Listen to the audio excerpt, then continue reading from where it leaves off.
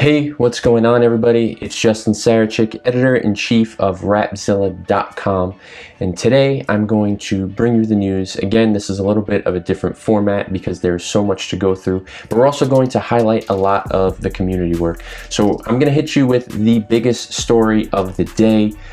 There's a clip featuring Lecrae that to this point has 2 million views in less than 24 hours. The clip was posted by Nicola Menzi, who's actually a former co-worker of mine, with the caption, "Pastor Louie Giglio, rapper Lecrae, and Chick-fil-A CEO Dan Cathy had an honest conversation about race and the church on June 14th. Here's an example of why words and their meanings matter. White privilege versus white blessings." So I'm just going to show you the clip and you let us know what you think. It's interesting because I feel like on the inside of the church, we're fighting this historical context you talk about. In other words, we love the blessing of the cross, but we don't love to sit in it and realize this is what God's asking me to do, to die to myself and to live for him, whatever context that's going to look like for me. But I want to flip that upside down because I think the other side of it is true with our nation's history. We understand the curse that was slavery, white people do, and we say that was bad, but we miss the blessing of slavery, that it actually built up the framework for the world that white people live in and lived in. And so a lot of people call this white privilege, and when you say those two words, it just is like a fuse goes off for a lot of white people because they don't want somebody telling them to check their privilege. And so I know that you and I both have struggled in these days with, hey, if the phrase is the trip up, let's get over the phrase and let's get down to the heart. Sure. Let's get down to what then do you want to call it. And I think maybe a great thing for me is to call it white blessing, that I'm living in the blessing of the curse that happened generationally that allowed me to grow up in Atlanta. And you know, you're talking about being 57. If you were 57, I can't imagine being that old, Dan, and being 57. But I've said to our church, Lecrae, a few weeks ago, when I was born, the day I was born on Boulevard at Georgia Baptist Hospital in 1958, black people did not have equal rights in this city. Not my grandparents' lifetime or their lifetime, in my lifetime. This is right now what we're talking about today. And so there's the clip. Obviously the internet was ablaze talking about this clip and the idea of white blessings instead of white privilege. So Lecrae was really mostly at the brunt end of this conversation more than even Louie Giglio is, because people felt like he should have said something, that he should have immediately impacted that conversation and put a halt to it. So Lecrae has since clarified the conversation and its effects, and Pastor Giglio has as well, and actually apologized. So I'm going to show you those two clips right now. I just wanted to come directly to you today and sincerely apologize for the use of the phrase on Sunday, white blessing. And I extend that apology today to every single person who is listening to me right now, but most importantly, I extend that apology to my black brothers and sisters. I, like so many, am so burdened about what is happening in our nation right now. And I'm heartbroken about where we are as a nation. And one of the things that I'm most heartbroken about is trying to help myself continue to learn and to help my white brothers and sisters understand that white privilege is real. And in trying to get that sentiment across on Sunday, I used the phrase white blessing, for which I'm deeply sorry. Horrible choice of words. Does not reflect my heart at all. I don't, to be clear, believe there's any blessing in slavery. To the contrary, what I'm trying to understand and help people see is that my white brothers and sisters, we sit in large part where we are today because of the centuries of gross injustice done to our black brothers and sisters. So this is my heart. This is what I want to more fully understand, because I believe this will help us stay engaged in this conversation so that we can all move forward together. So thank you for just letting me open my heart to you today. Thank you for letting me apologize directly to you today.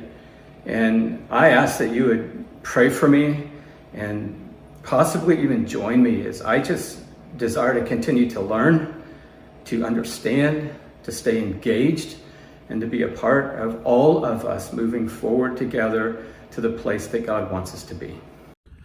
What's up, y'all? All right, so let's talk about it. By now, everybody's seen the video with myself and Louie Giglio, and you wondering what the heck is going on. Well, first of all, let me just say this. Thank y'all. Like, sincerely thank y'all for y'all just acknowledging the pain and the frustration that y'all had with everything that you've seen. I know this is it's rough, you know what I'm saying? We're talking about 345 years, 400 years of chattel slavery, and then 89 years of Jim Crow, and we're battling still in 2020. So I appreciate y'all acknowledging the pain and the frustration that you had with what was said. It's helped me process a lot as well. First of all, I want you to know I wasn't okay with it. Even as I sat there, I was very uncomfortable, and I was processing on like, man, what do I say in light of this? It's been a lot of times where as I've navigated white supremacy or racial injustice, where I've just been trying to figure out, where I wanted to lash out, honestly, in anger. And there's other moments where I've been like, all right, God, give me the grace and the wisdom on how to deal with this. And in that moment, I was processing like, man, what do I do? I ended up having a conversation with him subsequently, right after we talked. And then I talked to him again last night and let him know my views and my perspectives. And obviously I wasn't okay with it. And we can't just be virtue signaling and doing this because it's the end thing to do, to talk about race on platforms. And I didn't have any ulterior motives other than to, help and articulate, some of what's going on in our world and in our culture. So I just want to thank y'all, especially my Black sisters who have been on the front lines. I know y'all going through a lot this week, and I just want to encourage y'all and thank y'all for everything that y'all have said, and thanks for the encouragement. I appreciate y'all. I love y'all. Obviously, I'm not okay with changing white privilege to white blessing. That's a privilege in and of itself. But yeah, we talked about it, and we're gonna continue working through it. So I appreciate y'all and love y'all. While we're on the subject of Lecrae, we also want to highlight something great that he did. And last week, Lecrae partnered together with Mask for the People to donate 50,000 masks and sanitizing supplies to inmates in Georgia. You previously saw him do that with the homeless people and the hand washing stations, and now he's continuing to impact and give back to his community. We want to give a special shout out to Reconcile, who met with the mayor of Miami, Francis Suarez, to speak on improving inequality in the city of Miami and juvenile justice reform, improving the civilian investigative panel, affordable housing, government housing, income disparities, land banking, communities of color, community policing, mentoring programs, and Black empowerment and ownership. We need more Christian leaders, Christian artists, more people involved in their community to meet with these government officials to try to have conversations that are going to help everyday people. So shout out to you, Reconcile. We finally dropped the long-awaited 2020 Rapzilla freshman group interview, where all 16 of this year's freshmen spoke about their thoughts becoming Rapzilla freshmen, their plans for the future, and really just gave us a look at what we saw in them and why you should be paying attention to them. So check that out on Rapzilla right now. Latoria started a series of discussions about racial trauma on Instagram called Who Am I Becoming? And last week she focused on Black women. This week she is focusing on Black men. And those discussions are kind of like a therapy session for African Americans. So here's a little clip of the show. The interesting thing about racial trauma, though, is that it's ongoing. It's a persistent type of trauma that happens all the time. So imagine the body going through what I just described all the time, where it's releasing hormones in your body all the time. Now I'll give you a little bit of a roundup. Our writer Luke DiMarzio dropped one of his bar exams on Mowgli the Iceberg's Sad People Make Dope Music 2. If you haven't read that, check it out. It's a great insight into what's going on.